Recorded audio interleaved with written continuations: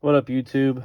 This is a quick video on the 2022 Dodge Power City Wagon, whatever the crap they call it. I'll be real up front, I'm not a fan of this vehicle. Before this, my company had me in a Ford Transit 2021, and even just in my week or so of having this, the Ford is miles away from this.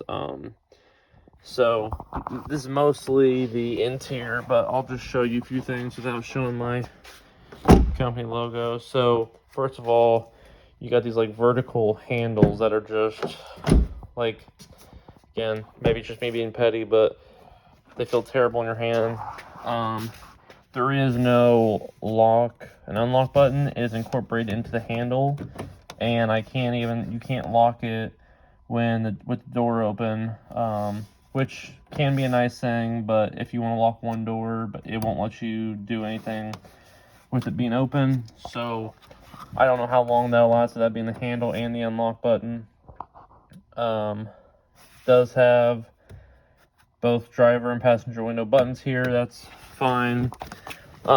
Moving in, it's got answer and hang up and mute.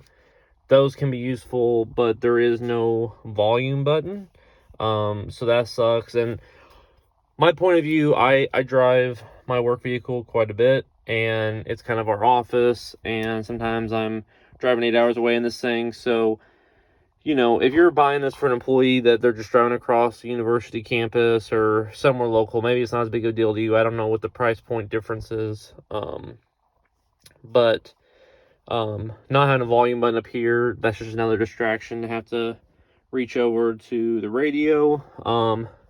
It does have cruise, although on this, the display, it doesn't show you what your cruise is set at, so you're just basically left to guess kind of in between the speedometer. This display screen here is about worthless.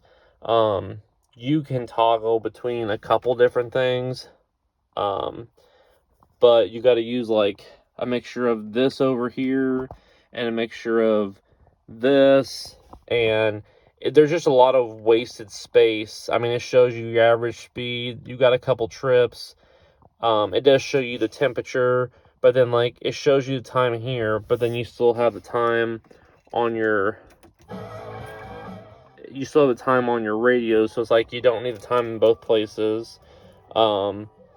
You know, it shows you, again, you gotta do a combination of different things, and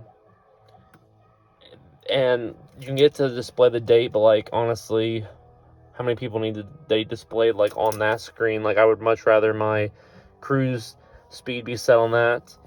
I feel like this isn't very great on gas, just in a little bit of time that I've had it. It doesn't seem to do as well as the Transit. Radio, I mean, it is technically touchscreen, but I mean, it's not Apple CarPlay, and it doesn't display your map or anything. So the Transit display wasn't touchscreen, but it doesn't really do you any good to have touchscreen when you can't do anything else. I mean, you can shut it off. I will say that's kind of nice, because I've been in vehicles where you can't do that. And you can adjust a few things in there, but not a lot. The controls are pretty basic. I mean, they look nice on there. I don't really have a problem with those. You get a USB there, and I think it stays on even if the vehicle's off. This shifter is absolute garbage. You have to get it right in here. I mean, it just barely goes in there, so you have to definitely get the focus of stopping there, because if you're just kind of a little bit loose on here, it's very easy. It looks a little bit hard in the video, but it's very easy for that just to toggle down in the manual. That should really be over farther or down or something. It shouldn't be in the same channel as drive. So that takes some time to get used to. I will say it is nice.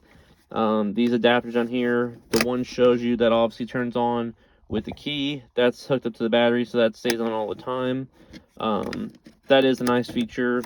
It's got a cup holder here. It's got a cup holder back here that's absolutely worthless unless you've got like a pop can or maybe a water bottle, because this will just smash a straw down and you really can't reach back here very well. So in the Transit, they're both up here. This one is back here, so unless you're just using that for storage like I am for a charging cord, it's not really worth a whole lot. Again, like the Transit, it's got the space up here. I mean, that just becomes a catch-all. It really needs a drawer or some type of thing to organize that up there. That's just kind of waste of space in my opinion.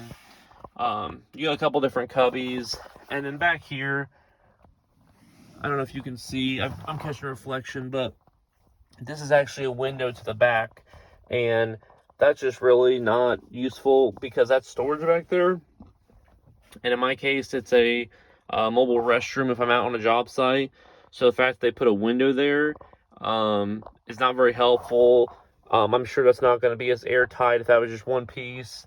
And I don't know where we got it from, if they left a trim piece off, but that's not fully sealed. I can actually put my fingers up there to the back. So I'm sure I'm going to have to crank the heat even more because I'm going to be losing heat back there. Some of these Transit models like this one, it does not come with a spare tire behind the seat here. It's got this, I'm not going to reach right there and get it because I have to move the seat up, but it has a tiny little air inflator with a can of sealant in it. And again, unless you're just only in town, if you're driving any kind of distance at all, you don't want to be dependent on a can of sealant and an inflator. The video I watched from Mopar actually said that it takes about 20 minutes, but that sometimes it doesn't even work and you have to drive it back and forth to get the sealant to kind of move around, and then you got to start the 20-minute process all over again. So again, this sounds like a lot of complaining. Some ways it is. It's just my opinion. The Transit, I drove it about 10,000 miles in the 2.5 months I've been with this company, and I just got this, and the features on it just seem subpar. But I would definitely not recommend this. It's not very comfortable driving. I do like the clothish seats. I'm not a big leather fan, but this just does not ride as comfortably as what the Transit does. So again, just my opinion, but if you're thinking about one of the two for your employees, definitely take that into consideration. Depending on whether your employees use this as an office or if they're traveling very far, this is not going to be near as comfy as the Ford Transit. Thank you guys. Have a good night.